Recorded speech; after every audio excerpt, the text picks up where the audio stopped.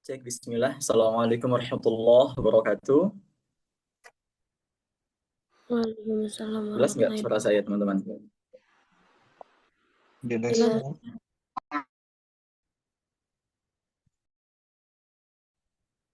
Cek bismillah. Jelas ya.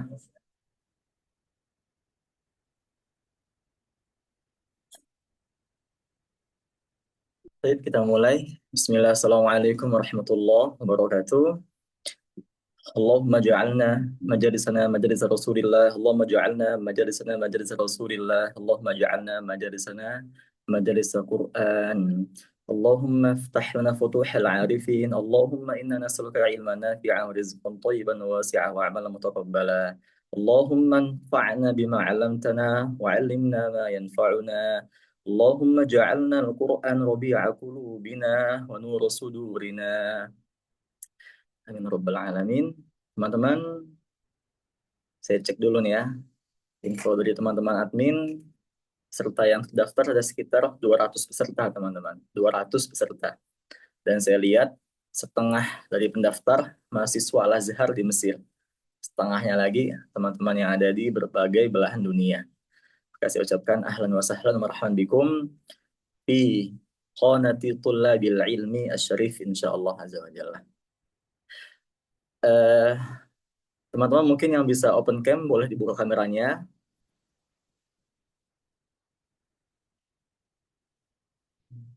Mana teman-teman nih yang nggak ada halangan boleh di open kameranya, dibuka kameranya. Sebagaimana yang telah kami sampaikan di awal ya, bahwasanya kelas ini tujuannya tidak hanya antum belajar sekedar materi adab, tapi memang dididik dengan adab juga, teman-teman. Gitu. Itulah yang kami rasakan di Mesir. Kami belajar itu tidak hanya ketemu masyayikh, ketemu doktur, ketemu ustadznya di kelas aja enggak. Tapi apa?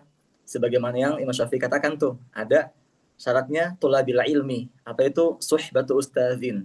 Kita menemani ustadz kita. Artinya apa? Kita memang mau dididik oleh beliau semuanya, kita memang mau dipandu oleh mereka semuanya, sehingga apapun yang mereka arahkan ya, mereka sampaikan itu kita harus taati gitu.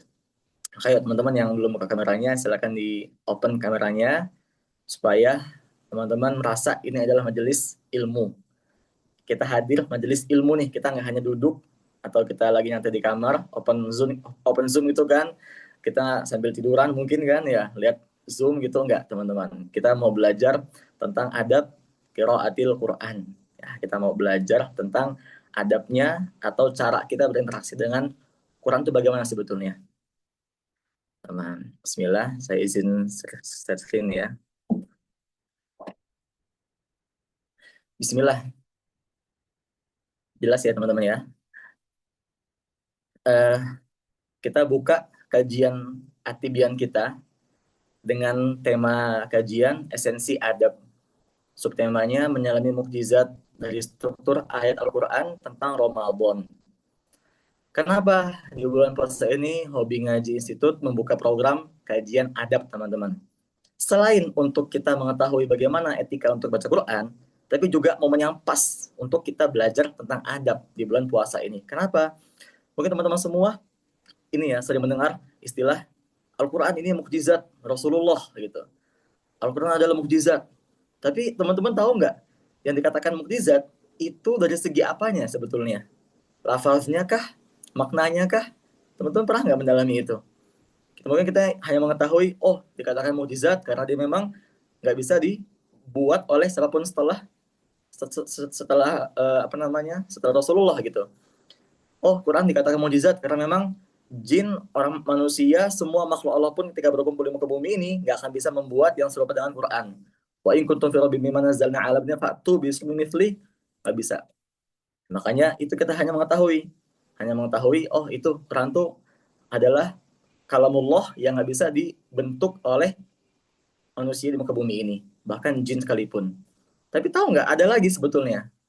Nah, ini kita belajar mukjizat Al-Quran ya. Dari segi apa?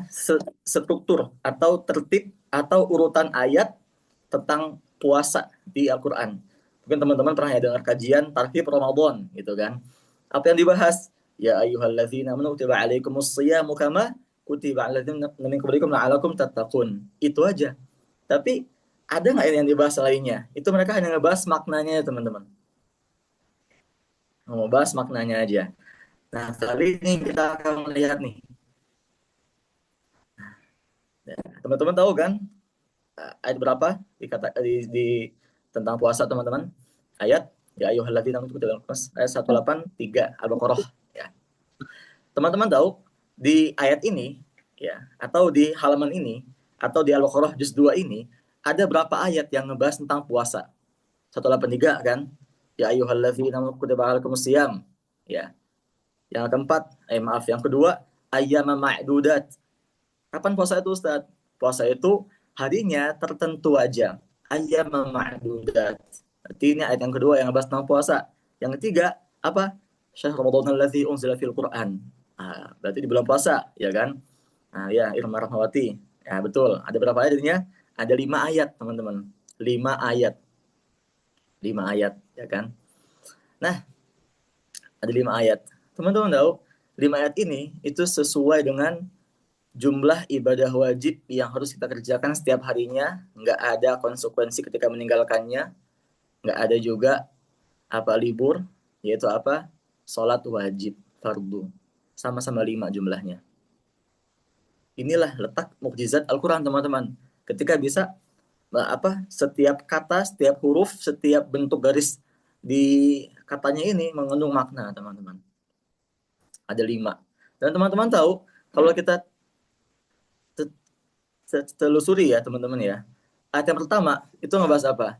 Kutiba alaikumus shiyamu kama kutiba alal ladzina min qablikum la'allakum tattaqun. Ngebahas tentang kewajiban untuk berpuasa. Ini Allah Ta'ala memakai kata-kata as-siyam. Kenapa nggak saum? Kalau saum nanti bisa bermakna puasanya dia nggak nahan makan minum, tapi nahan untuk nggak ngomong. Saum. Seperti sebagaimana yang telah dilakukan oleh ibunda Nabi Isa alaihissalam. Siapa? Siti Maryam. Ya, beliau kan puasa, nggak ngomong tuh. Fakuli apa namanya? Fakuli inni nazartu lirrahmani sawma falan ukallima al-yawma insiyah. Maryam telah bernazar untuk saum, nggak ngomong. Itu puasanya Maryam. Inilah yang akhirnya diikuti oleh orang-orang Yahudi. Mereka berpuasa tidak ngomong tuh. Kalau pakai wow saum. Jadi kalau siam puasa kita menahannya bukan menahan ngomong, tapi menahan untuk nggak ngomong, maaf, nggak makan, nggak minum, gitu kan. Nah, ini ayat yang pertama teman-teman ngebahas masalah kewajiban berpuasa. Nah, yang kedua, ayyam ma'dudat adalah kapan puasa itu dilakukan, yaitu hari-hari pada hari-hari yang tertentu aja. Pada kapan? Kita masuk yang ke bawahnya. Syahrul Ramadan alladzi unzila fil Qur'an. Di bulan puasa Ramadan itulah siam diwajibkan, teman-teman. Oke, sebentar. Ini sebelum kita masuk ke materi pentingnya nih, teman-teman fokus ya. Teman-teman fokus. Uh, kita break sebentar. Allah mengatakan kan dalam Quran tuh ya, innaka la tahdi man ahbabta walakinnallaha yahdi man yasha wa huwa a'lamu bil muhtadin.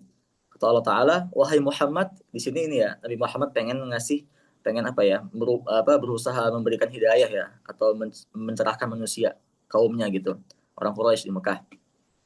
Kata Allah Ta'ala, wahai Muhammad, kamu tuh nggak bisa ngasih hidayah yang kamu kehendaki. Tapi apa? Walakinnallaha yahdi man yasha. Tapi Allah yang memberikan hidayah untuk yang ia kehendaki. Gitu. Artinya teman-teman, Nabi Muhammad aja nggak bisa ngasih kita hidayah.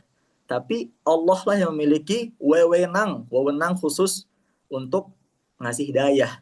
Gitu kan. Ke siapa? Mayyasha, yang ia kehendaki. Wa huwa a'lamu bil muhtadin.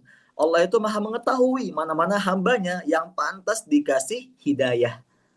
Maka pada malam hari ini, waktu Indonesia ya, waktu Mesir, waktu sore hari ini, kami ucapkan marhaban teman-teman, selamat atas terpilihnya antum sebagai satu di antara miliaran manusia di muka bumi ini yang Allah kasih izin buat belajar adab tentang membaca Al-Quran. Ini pilihan teman-teman, ini betulan hidayah.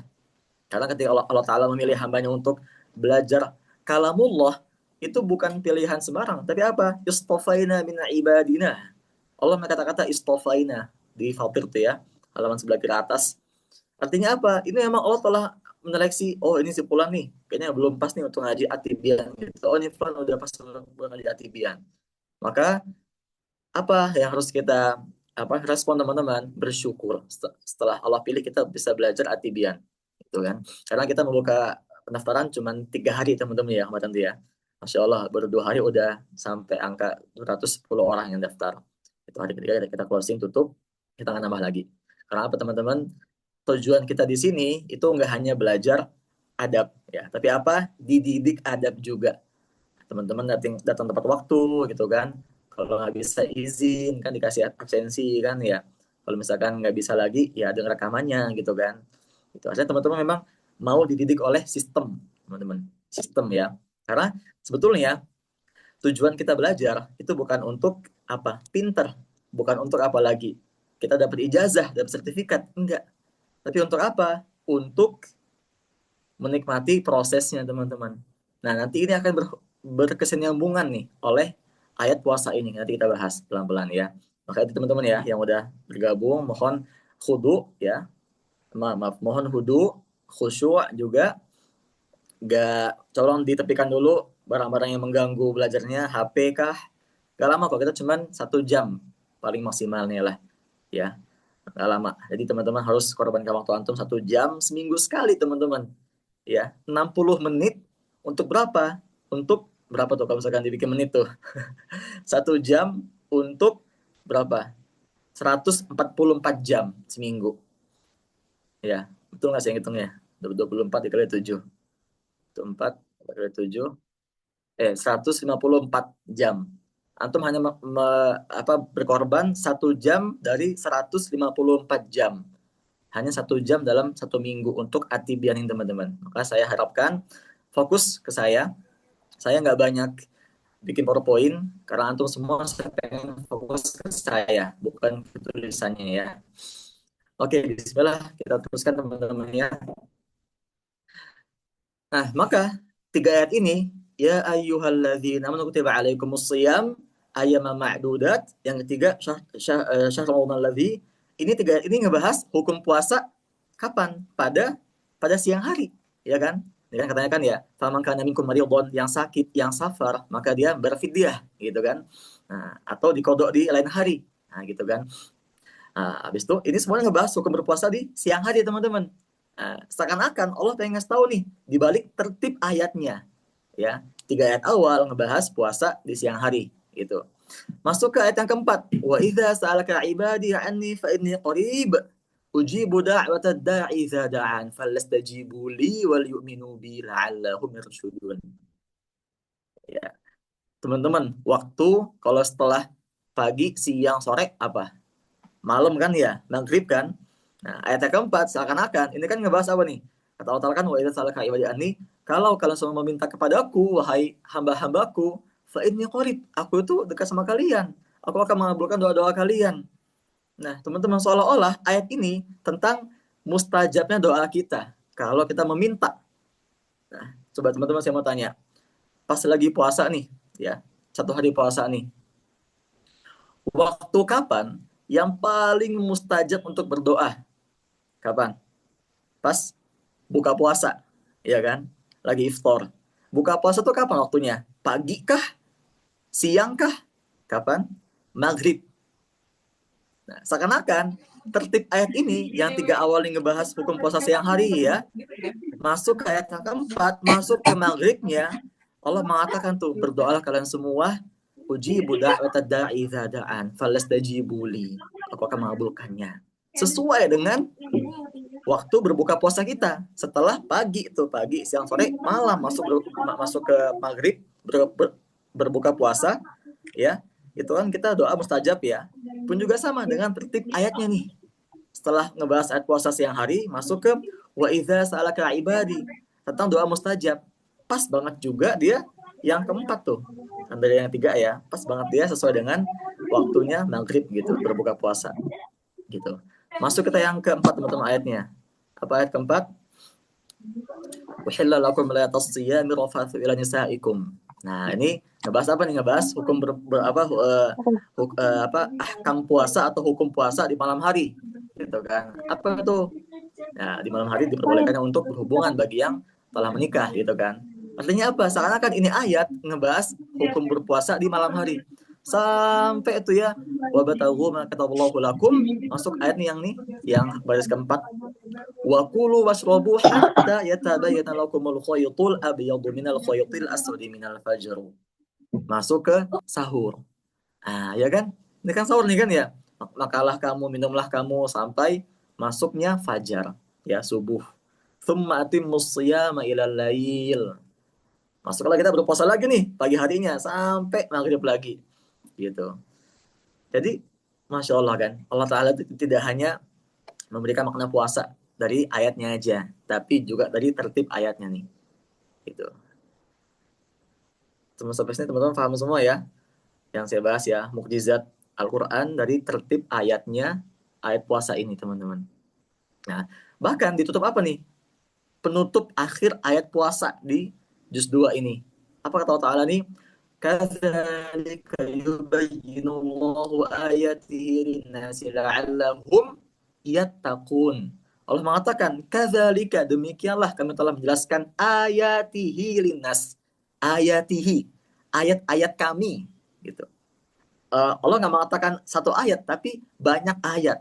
Maksudnya apa? Berarti ayat tentang berpuasa tidak hanya yang ini aja nih, yang uhalakum ini enggak. Tapi apa? Tadi itu dari mulai ya ayyuhalladzina amanu kutiba alaikumus shiyam. Ayatihi dia jamak banyak. Nah, gitu. Pas kan ya, udahlah sama-sama 5 ayatnya, sama kayak jumlah sholat fardu kan. Juga tertibnya juga sama, puasa-puasa pada siang hari begini hukumnya. Menjelang berbuka, Allah memakai ayat yang wa idza salaka ibadi, doa mustajab. Setelahnya apa? Malam hari dong setelah berbuka ya kan. Malam hari tadi itu ayatnya kan. Nah, itu. Itu teman-teman. Itu dari segi tertib ayatnya. Sampai sini teman-teman paham semua ya. Kita masuk hal yang lebih menguras otak teman-teman. Saya harapkan lagi teman-teman bisa lebih fokus lagi di sini ya. Kita masih ngebahas struktur ayat puasa nih. Nanti ini akan berhubungan sama adab kita yang akan kita bahas, teman-teman. Gitu. Kita masuk ke nih. Tadi apa ayat tentang puasa teman-teman? Ya ayyuhalladzina amanu kutiba alaikumus shiyam, ya kan? 183. Oke, kita sama-sama menyepakati ya bahwasanya puasa ini kan bulan Ramadan adalah bulan yang mulia ya. Nah, sesuatu yang mulia itu ketika kita menyambutnya, kita bakalan butuh persiapan nggak teman-teman? Persiapan ya kita sambut dengan gembira kan ya. Kita mempersiapkan apa? Rumah kita dibagusin kan ya, kita olahraga kan, kita persiapan dengan puasa sunnah sebelumnya supaya ketika belum puasa kita nggak kaget gitu kan. Semua orang berbahagia lah ketika mau datang bulan Ramadan gitu. Semua orang mempersiapkan dengan persiapan yang terbaik gitu ya. Sama kayak kita misalkan ketika menyambut guru kita kan gitu. Kita kawal dari mobil tuh kan ke gedungnya, kita kawal, kita kasih minum kan ya, kita kasih jamuan yang terbaik kan ketika menyambut sesuatu yang istimewa, yang mulia. Itu kebiasaan kita kan ya. Teman-teman pernah nggak mikir gini? Kalau gitu ketika Allah Ta'ala meletakkan ini ayat 183 ini, pernah nggak teman-teman mikir apa ya yang Allah persiapkan untuk menyambut ayat puasa ini? Nah, jadi teman-teman lihat nih sini sebelumnya nih. Ayat sebelumnya ini adalah ayat yang Allah Ta'ala susun itu memiliki makna setiap ayatnya dan juga berhubungan dengan puasa ini sebetulnya. Ya kita masuk teman-teman ya. Kita masuk ke persiapan atau apa tadi itu atau penyambutan Allah Azza wa Jalla akan ayat puasa ini. Oke, paham sampai sini teman-teman ya? Apa sih Allah tuh gimana cara Allah tuh menyambut ayat puasa ini sebetulnya? Nah, kita kan sama-sama mengetahui ya bahwasanya Al-Quran adalah kalamullah azza wa jalla. Dia mukjizat. Dia setiap detail hurufnya memiliki makna yang berkaitan dengan yang lainnya. Itu bukan kayak ini juz 2 ini maknanya kalau kita tadaburi. Enggak. Dia pasti memiliki kaitan makna dengan yang lainnya. Itu. Nah, teman-teman sini teman-teman. Uh, ayat tentang berpuasa ya. Kutiba alaikumus shiyamu kama kutiba 'alal ladzina min qablikum la'allakum tattaqun. Ya, jadi tujuannya berpuasa adalah untuk apa? Untuk takwa, tatakun. Ya kan? Tatakun teman-teman. Coba kita cek yuk ayat sebelumnya. Mana sebelumnya? Nih. Laisal birra an tuwallu wujuhakum. Apa ujungnya nih? Wa ulaika humul muttaqun. Bertakwa lagi ujungnya. Setelahnya tentang kisos. Apa ujungnya? La'allakum tattaqun. Takwa lagi ujungnya. Yang ketiga tentang wasiat nih, wasiah ya, wasiat. Apa ujungnya? Muttaqin. Takwa lagi teman-teman. Belum sampai situ teman-teman. Ketika Allah Ta'ala membuat persiapan, ini persiapannya gitu kan. Kemudian diakhiri oleh apa? Diakhiri juga dengan nih ayat yang setelah berpuasanya, ayat setelah puasa, la'allahum yattaqun. Coba, ada berapa kalimat takwa di rentetan ayat puasa ini? Ada 5. Sejumlah juga dengan apa? Dengan ayat puasa yang tadi kita telah bahas kan? Sama-sama 5 ayatnya kan? Tuh. Masya Allah. Nah, teman-teman tahu? Nah, itu ya teman-teman ya. Udah paham sampai sini ya? Nah, jadi ini ada tiga apa? Ada 3 kalimat takwa nih yang mendahului ayat puasa. Jadi kan ayat puasa yang mana nih? Ini kan ya. Nah, ini kan ayat puasa ya. 183. Ayat yang sebelumnya nih ayat 177, 179, 180 semua diakhiri oleh takwa. Seakan-akan memang takwa inilah tujuan utamanya berpuasa itu. Oke, setelah kita pahami ya bahwasanya Allah Ta'ala Masya Allah nih kan, takwa semua nih yang beliau letakkan di akhir ayatnya. Sekarang kita akan belajar makna takwa itu apa sebetulnya? Makna takwa, ada yang tahu nggak? Mungkin teman-teman akan bilang mengerjakan amal soleh gitu kan, mempersiapkan hak kematian, nah, itu kan, mengerjakan semua perintah Allah Azza wa Jalla. Itu takwa secara syariat teman-teman. Tapi kita ngambil makna takwa secara lughawiyin atau ahli bahasa.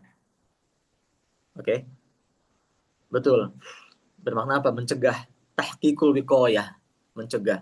Itu makna takwa secara bahasa. Nah, maksudnya apa? Mencegah apa sebetulnya? Mencegah makan, minum? Enggak.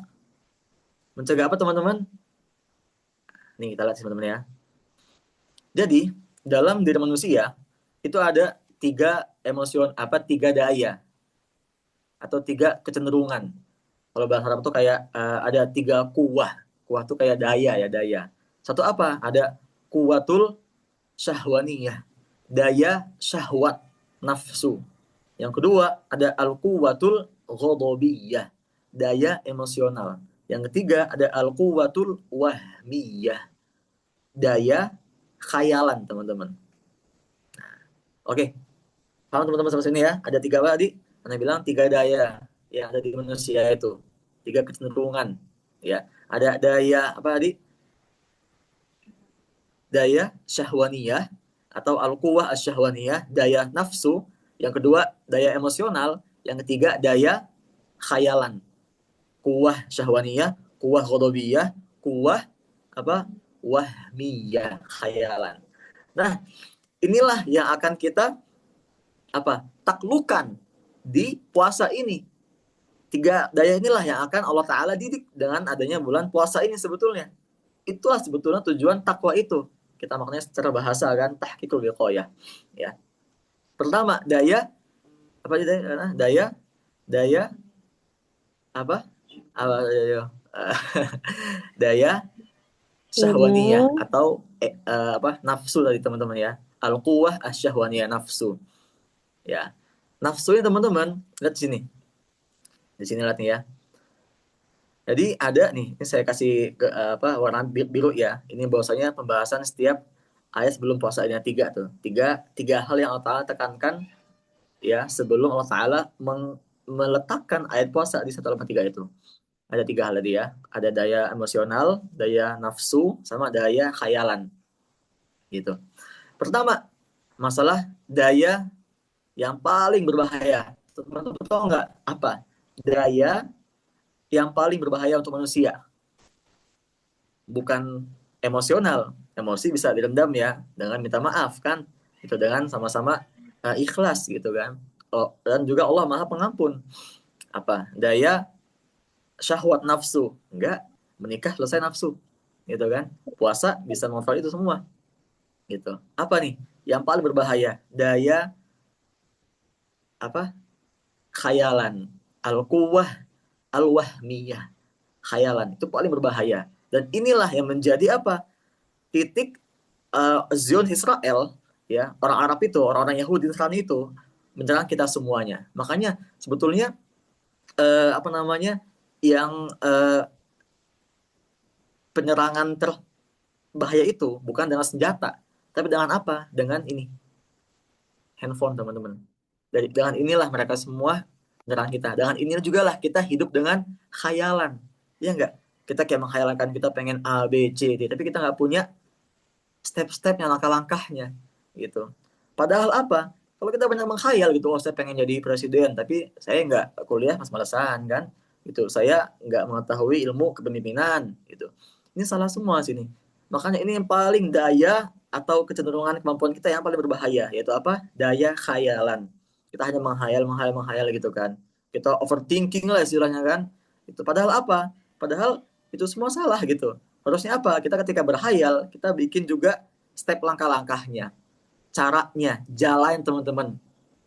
Yang dimana tanpa kita sadari teman-teman, dalam satu hari kita pasti ngebaca atau kita berdoa, ya Allah minta jalan yang lurus. 17 kali kita ucapkan dalam satu hari kita. Pas kapan? Ihdinas siratal mustaqim. Pas sholat 5 waktu.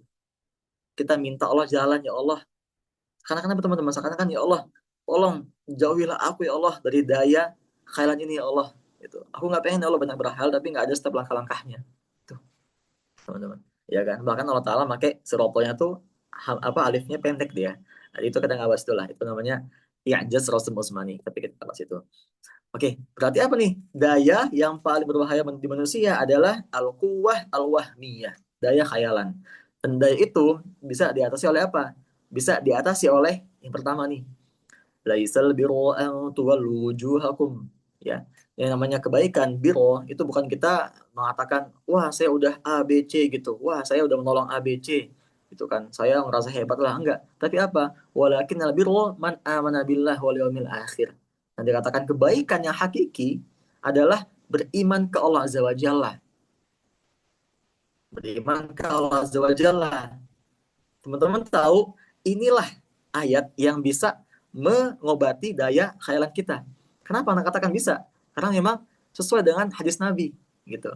Apa Nabi mengatakan? Ini saya ini nih. Nah, nih.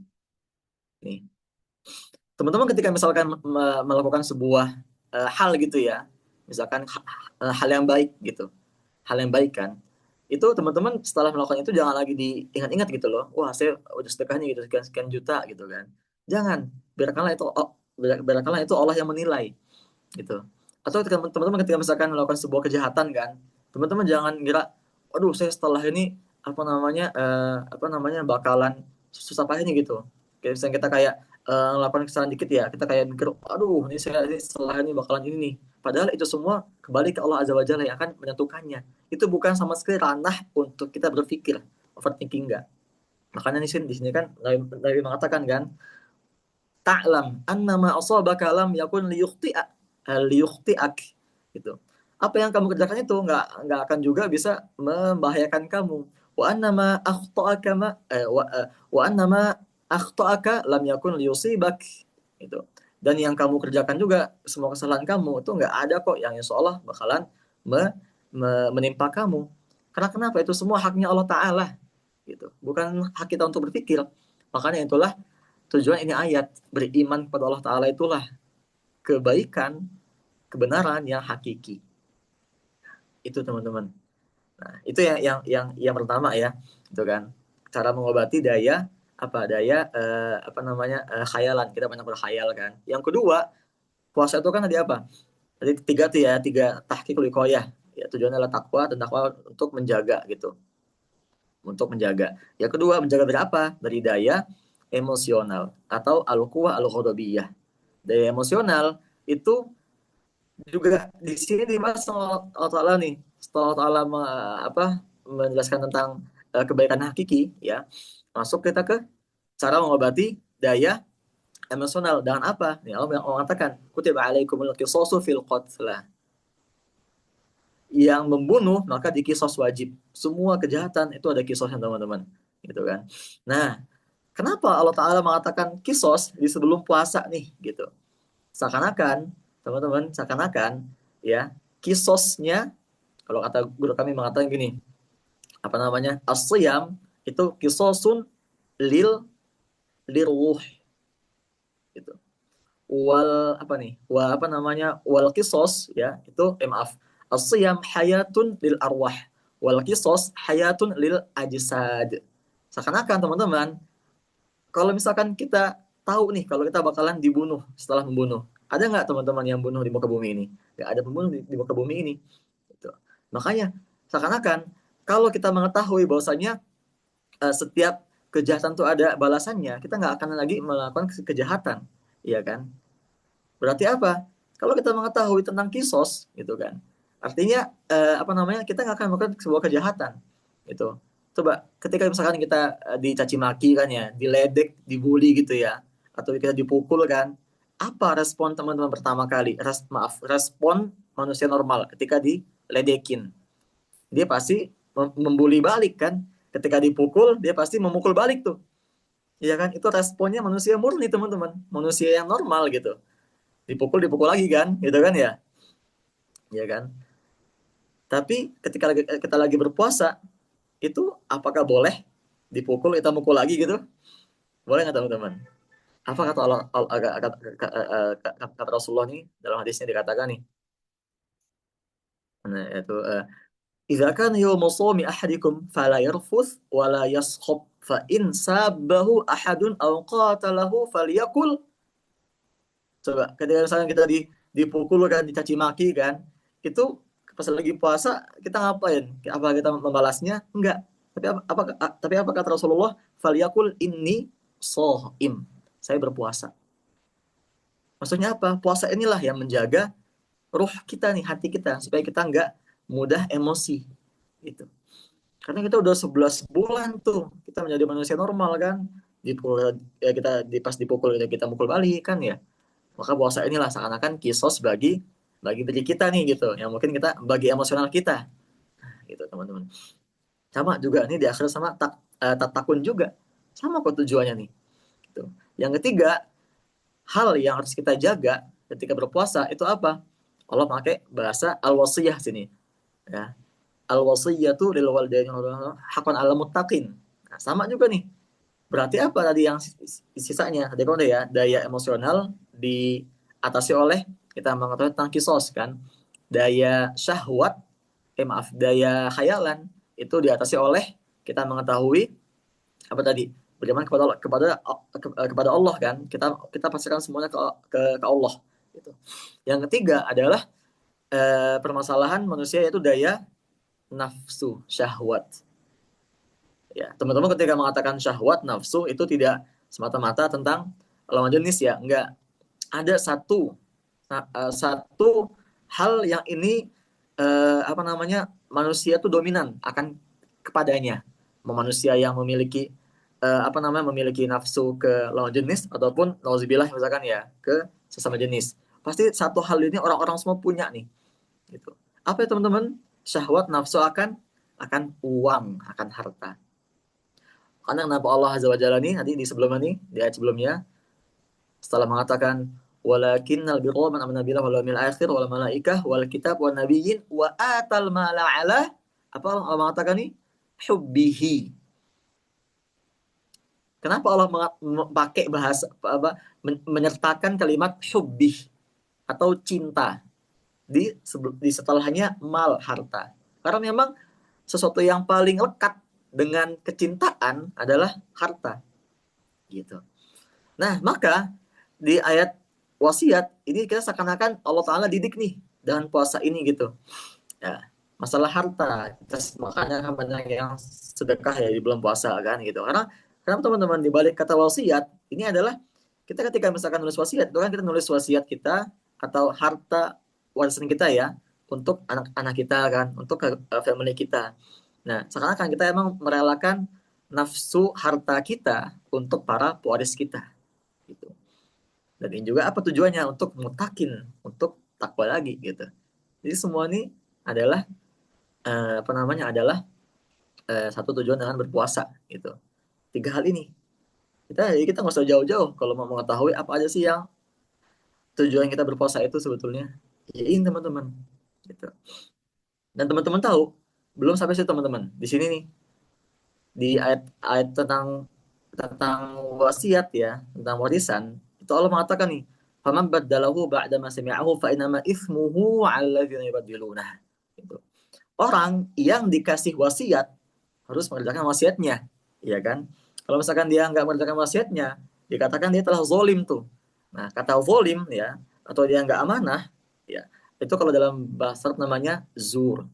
Itu apa ya, keburukan lah gitu, nggak amanah, zur, dia berbohong. Nah, maka ketika dikatakan ketika kita ambil maknanya nih, oh, orang yang dikasih warisan tuh dia ketika dia mengubah warisannya, keterangannya, maka dia nggak amanah, dia berbohong.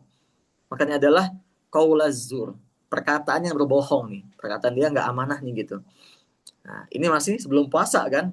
Ini kita masih ngebahas ayat sebelum puasa. Kita masuk ke ayat setelah puasa teman-teman. Ayat setelah puasa 188. Wala ta'kulu amwalakum bainakum bil batil. Nih, kita ketika memakan harta orang lain dengan dengan nggak adil gitu ya, kita mencurinya gitu kan. Itu sebuah perbuatan yang ini kan teman-teman, yang zolim nggak? Yang buruk nggak? Iya, buruk zolim kan. Nah, dikatakan dalam Arab, dalam bahasa Arab namanya dia fi'luz zur, atau perbuatannya nggak amanah tuh. Dia nggak amanah. Maka teman-teman seakan-akan ini juga berkata nih dengan apa? Jadi kita ingin ngebahas ya, ayat sebelum puasa kan itu ngebahas tentang tadi ya, tentang ada orang yang memiliki qauluz zur, perkataan yang nggak amanah. Setelah ayat puasa ada ngebahas tentang perbuatan yang nggak amanah atau fi'luz zur atau amaluz zur. Gitu. Ini semua berhubungan, masya Allah, dengan apa? Dengan hadis Nabi Muhammad SAW yang mengatakan apa nih? Saya usahakan ada PDF ini ya nih. Man lam yada' qawla zur wal amala bihi falaysa lillahi hajatun fi an yada'a ta'amahu wa syarabahu. Barang siapa yang nggak bisa meninggalkan kata-kata yang nggak amanah, perbuatan yang nggak amanah, yang buruk, maka Allah nggak akan memberikan dia rezeki. Maka Allah nggak ada lagi keharusan untuk ngasih dia makan minum rezeki. Tuh teman-teman, nyambung kan? Bahayanya qaulaz zur, ya, perkataan yang nggak baik atau amal yang nggak baik dengan dengan berpuasa inilah gitu. Kan misalnya kalau misalkan kita ketika berpuasa kan berbohong gitu kan ya, kita mengerjakan hal yang nggak baik, maka puasa kita ada pahalanya teman-teman.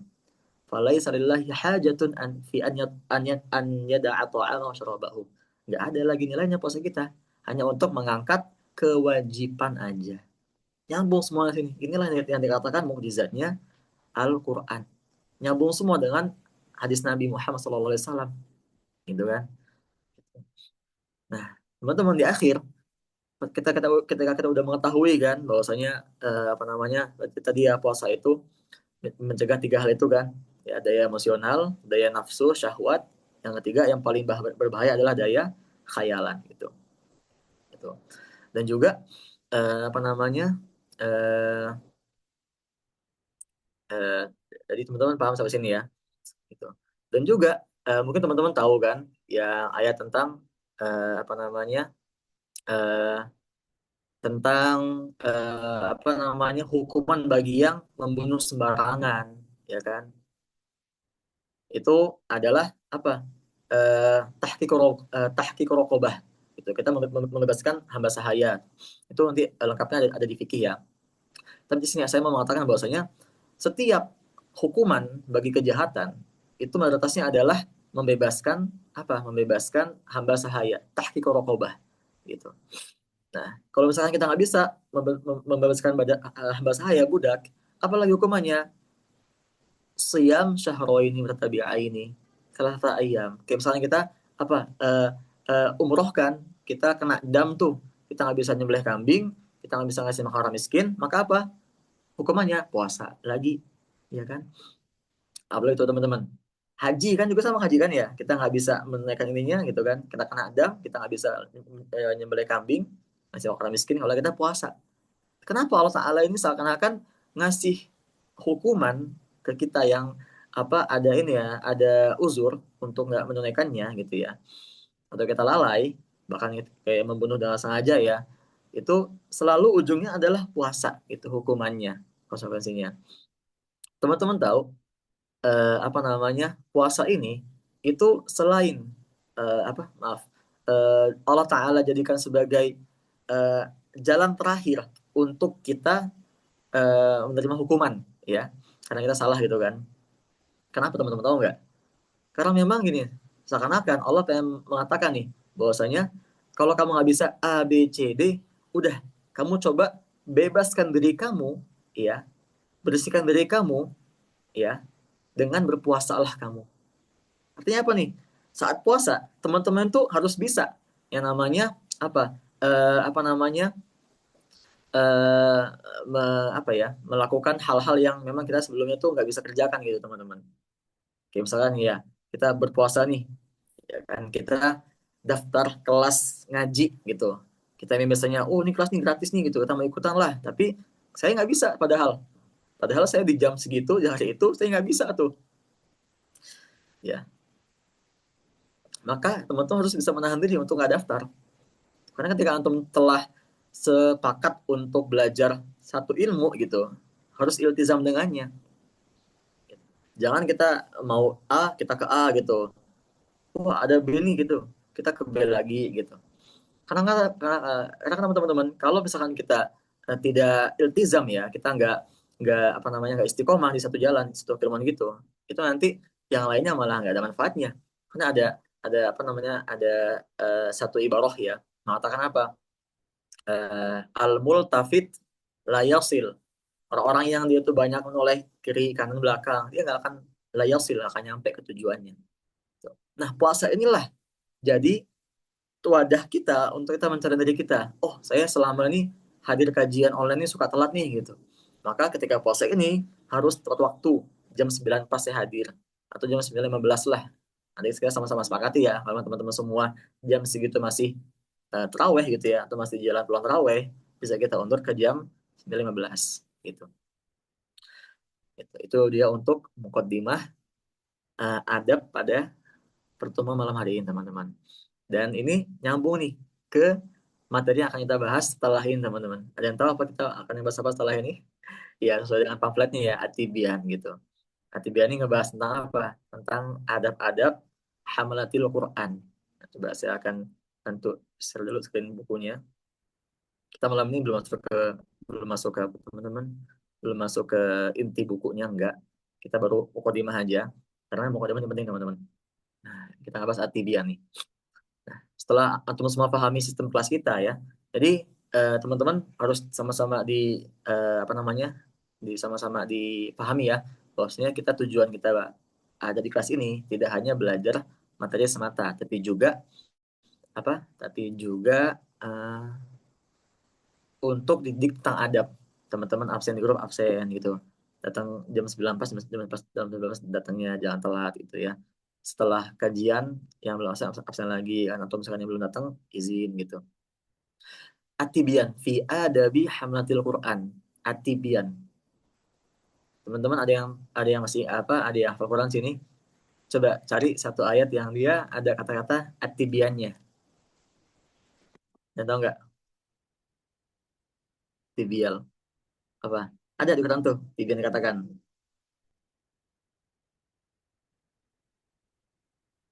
Juz 14, An-Nahl, keluarnya. Nazzalna 'alaikal kitaba tibyanan likulli syai'. Tibyan itu apa teman-teman? Bermakna apa? Bermakna dari kata bayan, penjelas. Dia akan menjelaskan ke kita semuanya hal-hal yang mungkin kita selama ini nggak tahu. Baca Quran tuh ketika lagi haid apakah boleh? Apakah boleh baca Quran ketika lagi belum berwudu, belum toharoh? Nah, itu semua di Atibian. Apakah boleh guru Quran menetapkan biaya di kelas-kelas Qurannya gitu? Tahsinnya, tajwidnya, apakah boleh? Itu semua akan dijelaskan di Atibian. Itu namanya Atibian, penjelas. Di adabi hamalatil Quran. Nah, teman-teman tahu apa itu adab? Adab. Kalau dalam madah kami itu mata kuliah kami ya. Ada kita belajar namanya adab jahili, adab islami gitu. Adab itu bermakna apa teman-teman? Adab itu bermakna perlakuan kita, sikap kita, perlakuan kita ke apa nih gitu. Perlakuan kita sebagai hamalatil Quran, sebagai para yang mencintai Quran. Apa aja sih perlakuan yang kita miliki ketika kita berinteraksi dengan Quran? Apakah kita harus berwudu kan? Apakah yang lainnya dibahas di ayat 3 ini teman-teman. Dan ini mualifnya siapa? Imam yang selama masa hidupnya dihabiskan untuk keilmuan. Imam yang selama masa hidupnya itu kerjaannya hanya belajar, belajar, belajar. Beliau adalah Al-Imam Muhyiddin Abu Zakaria Yahya bin Sharaf bin Murdi bin Hasan bin Husain bin Muhammad bin Jam'ah bin Hizam Al-Hizami An-Nawawi Al-Syekhul Imam Al-Alam Ar-Rabbani Al-Alim Ar-Rabbani Al-Hafizul Faqih Syekhul Islam fi asrihi wa ba'da asrihi. Beliau adalah namanya namanya adalah Yahya bin Sharaf. Tapi orang suka menyebutnya dengan apa? Muhyiddin. Gitu. Imam yang menghidupi agama ini atau imam yang memberikan banyak uh, penjelasan tentang agama ini kepada orang kepada orang yang beragama ini. Gitu. Dan beliau teman-teman itu yang sifat yang paling dikenal sama kita yang paling masyhur ya. Beliau tuh apa? Beliau tuh sangat wara'. Jita ma'alahu minal wara' ma lam yattafiq mithlahu li ahad fi zamanihi wa la qablahu min al-fuqaha. Beliau tuh rasa orang teman-teman sangat menjaga. Beliau tuh nggak makan apa namanya nggak makan buah-buahan dari Dimashki atau dari luar. Beliau hanya makan buah-buahan dari kebunnya sendiri. Saking beliau menjaga kehalalan yang beliau konsumsi. Itu bahkan apa beliau tuh kalau makan tuh ya nih, wa kana la ya'kul illa akla wahida fil yawm wal lailah ba'da al-isya al-akhirah. Wa 'inda as-sahar yashrabu syurbatan yaj'aluha suhuran. Beliau tuh teman-teman kadang nggak makan tuh, ya. Kecuali satu hari dalam satu malam satu hari. Ya, kapan tuh teman-teman setelah isya. Dan itu pun beliau jadikan sebagai sahurnya beliau. Saking ngoroknya dalam apa namanya yang dikonsumsi oleh beliau. Gitu. Nah, itu dia. Itu sekilas sebenarnya kita ngebahas panjang tentang imamnya. Kita nanti akan membahas masalah adab qiraatil Quran. Itu ada di halaman teman-teman.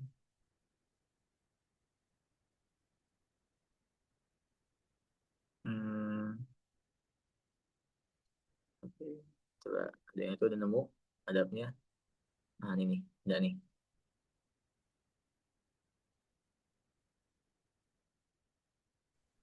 Nah, itu ada di halaman. Ini kita pakai cetakan yang enak dibaca ya. Cetakan Darul Minhaj. Oke. Di buku saya. Bukunya ada di halaman.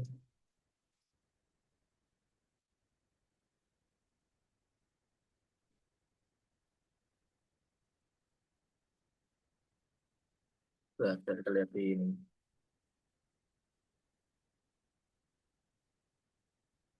Halaman 89. Ya, 89.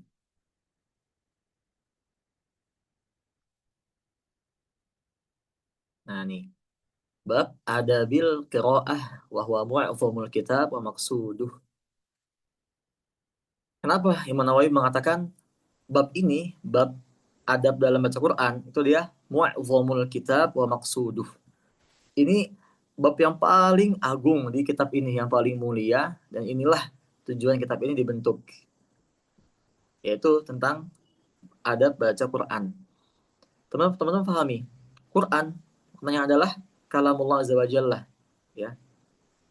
Kalamullah, teman-teman. Itu kata awal dalam maknanya Quran. Ketika kita mengatakan ini adalah kalamullah, teman-teman tahu apa maknanya kalam? Kalam itu adalah apa? Lafaz dan maknanya dari yang mengatakan sahibul kalam.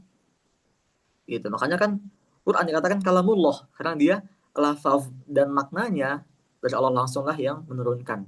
Tapi kalau hadis itu hanya maknanya aja dari Allah Azza wa Jalla, adapun perkataannya, lafaznya itu dari Nabi Muhammad SAW. Gitu ya.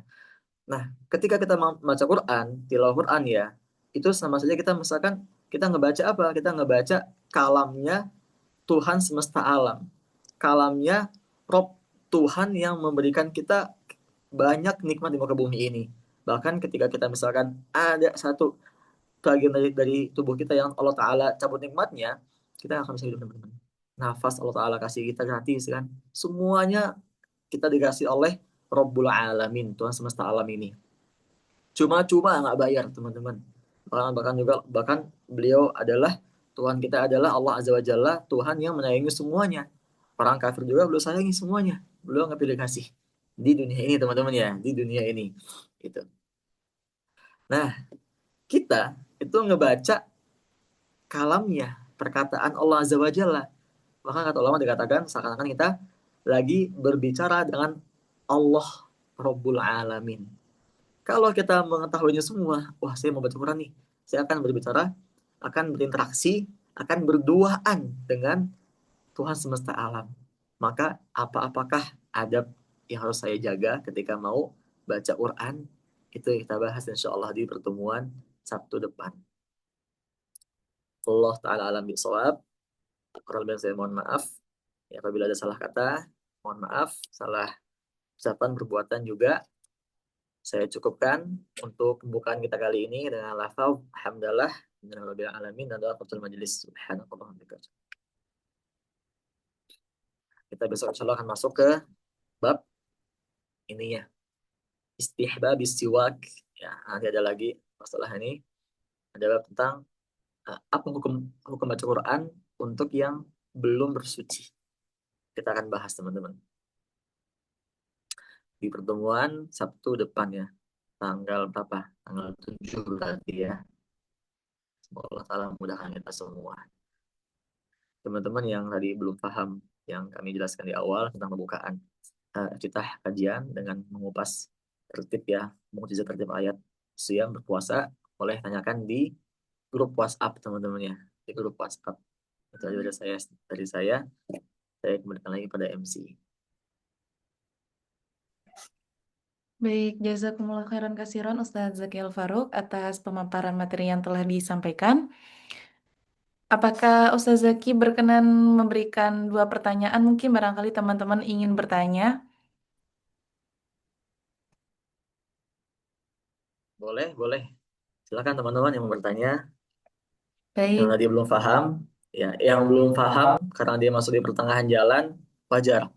Karena kami berusaha untuk tertib menjelaskannya, jadi yang belum paham bisa lihat video rekamannya dari awal lagi supaya nanti paham tuh gimana urutan materi yang kami sampaikan. Silakan yang mau bertanya teman-teman. ahlan, kami buka 2 penanya. Bisa mengacungkan tangan atau simbol, ya. Atau langsung saja membuka mix, boleh ahlan?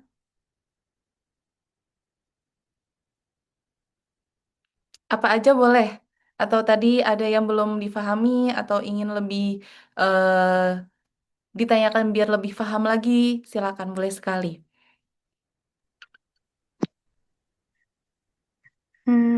Saya Kak. Oke, baik.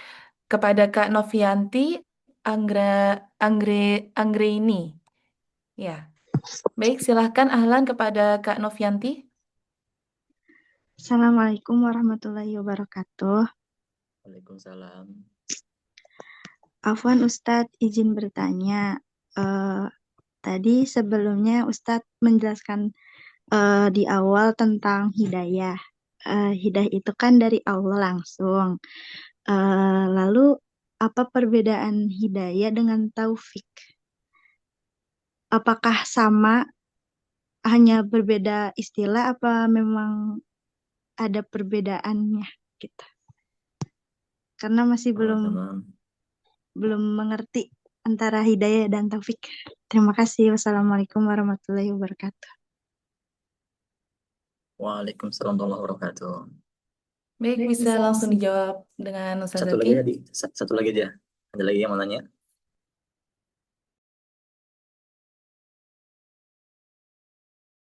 Ahlan, ada yang ingin bertanya lagi? Satu kesempatan untuk satu orang kepada Ibu Atin. Jika ada pertanyaan Ibu, silakan. Atau Kakak Talita atau Kakak Rahma, Ahlan. Atau ustadz-ustadz yang lainnya. Izin mau bertanya Ustaz. Ya, Lansat. Eh, Tadi terkait masalah hidayah tadi Ustaz, antum bilang di ayatnya wa huwa a'lamu bil muhtadin. Eh, Sehingga paman Nabi Abu Thalib tidak mendapatkan hidayah di akhir hayatnya. Nah, kan bahwasanya Allah mengabarkan kepada kita bahwanya Allah lah yang lebih tahu kepada siapa dia memberikan hidayah. Eh, Mengapa Allah tidak memberikan hidayah kepada paman Nabi Abu Thalib padahal dia sangat menyayangi Nabi bahkan melindunginya dari kafir Quraisy. Syukron Ustaz, itu aja.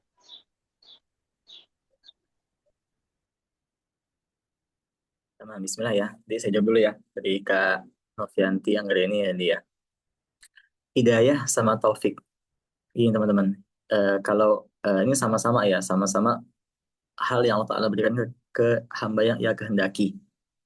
Kalau hidayah itu Allah Ta'ala itu memberikan eh, jalan, mengasih tahu ini jalannya. Misalnya gini, misalkan kayak saya nih, saya mau ke masjid A. Allah Ta'ala ngasih saya nih, ngasih saya ke kefahaman ya akan cara untuk ke masjid A itu. Tapi kalau taufik itu Allah Ta'ala juga setelah beliau ngasih kita jalan, juga apa? Memudahkan langkah kita tuh untuk ke masjid itu. Jadi istilahnya setelah ngasih hidayah, Allah Ta'ala ngasih taufik untuk mempermudah jalan menuju hal yang ia kehendaki itu yaitu hidayah. Taufik teman-teman. Gitu ya. Jadi untuk yang Mas Azra ya, perihal kenapa Abu Thalib gitu kan. Itu kenapa nggak Allah kasih hidayah. Padahal ia yang membantu Nabi selama dakwahnya ya, yang menjadi tameng Nabi ketika Nabi menyebarkan agama Islam kan. Gitu. Nah, ini masalah tauhid teman-teman. Tauhid ya. Ini masalah tauhid. Jadi eh, kita nggak bisa. Jadi gini, hidayah, taufik itu adalah hak utamanya Allah Azza wa Jalla. Wewenang dia semata gitu. Termasuk juga orang tua Nabi yang mengatakan Nabi. Kenapa nggak itu tidak Allah Ta'ala berikan Islam terlebih dahulu gitu kan? Kenapa Abu Thalib ketika bahkan Islam datang pun Abu Thalib tidak apa tidak apa tidak memberikan hidayah gitu. Eh, jadi ketika kita menyikapi sebuah perkara akidah teman-teman tauhid itu jangan kita memakai akal kita semata. Tapi apa? Kita melihat sejarah teman-teman. Ya. Dan juga kita melihat eh, kita meyakini bahwasanya ini adalah hak utama Allah Ta'ala. Kita nggak bisa ikut campur di dalamnya gitu. Nah, jangan kita kira orang yang misalkan secara apa namanya, secara penglihatan kita, oh dia nggak dikasih hidayah nih, apakah dia masuk neraka apa enggak? Gitu.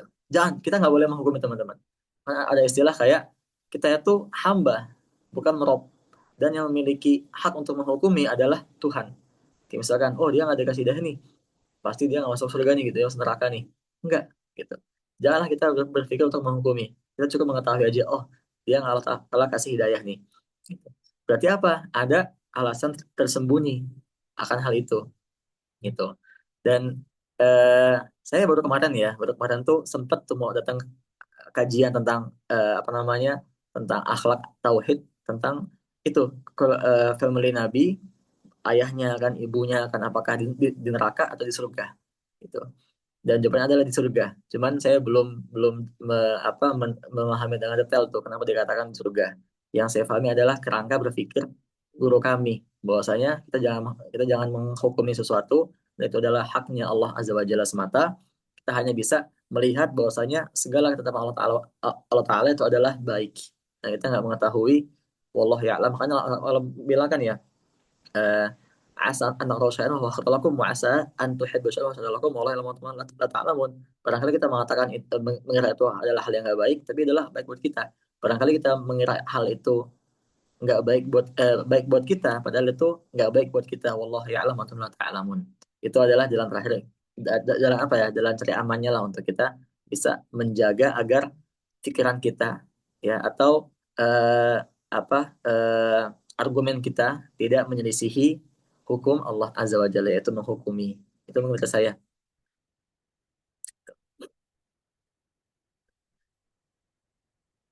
Baik, jazakumullah khairan kasiron atas jawaban yang telah diberikan. Insya Allah sudah dipahami ya Kak Novianti dan Ustadz Azra. Kalau sudah boleh dikasih emot. Ya, insya Allah sudah cukup kajian kita pada kesempatan kali ini. Mungkin kita tutup majelis kita pada kesempatan kali ini dengan membaca hamdalah dan kafaratul majelis. Alhamdulillahirabbil alamin. Subhanakallahumma wa bihamdika Alhamdulillah. nasyhadu an Asyhadu la an la ilaha illa ilaha illa anta anta nastaghfiruka wa astaghfiruka natubu wa ilaih. atubu ilaik. Wa bihadhil munasabah nuhanni'ukum biqudumi syahri Ramadanal mubarak. Nas'alullah ayaj'alana wa iyyakum minas sha'iminal qa'imin wa ayyataqabbalana minna wa minkum salihal a'mal. Aku qouli hada wa astaghfirullahi li wa lakum. Wassalamualaikum warahmatullahi wabarakatuh. Waalaikumsalam. Waalaikumsalam Waalaikumsalam warahmatullahi wabarakatuh. wabarakatuh. Bron, Jazakumullah khair. jazakumullah. Jazakumullah khair. Jazakumullah